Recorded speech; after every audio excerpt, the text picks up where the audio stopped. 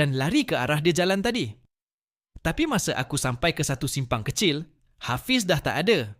Yang ada cuma kain putih panjang tergantung kat celah tingkap bangunan lama tu. Kain tu berayun-ayun, macam baru je ada orang pegang. Aku telan air liur. Tak tahu nak terus ke depan atau patah balik. Tapi rasa tanggungjawab kuat sebab Hafiz kawan aku. Aku masuk lorong tu sambil suluh sekeliling. Suasana dalam lorong tu gelap. Bau lembap.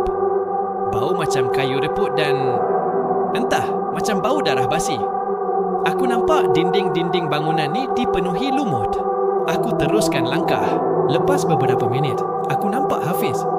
Dia berdiri menghadap dinding, tak bergerak. "Hafiz!" aku panggil.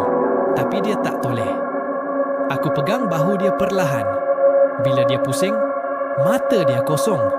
Muka dia pucat. Mulut dia terkumat kamit, macam baca sesuatu. Tapi aku tak faham langsung.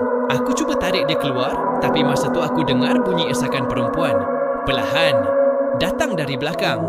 Bila aku toleh, aku nampak dia, wanita tu, berbaju putih, rambut panjang mengurai. Muka dia tak nampak jelas, tapi aku tahu dia pandang aku. Dia tak gerak, tapi mata dia hitam, pekat, macam lubang kosong. Aku jerit, "Allahu Akbar!" dan tarik Hafiz lari keluar dari lorong tu.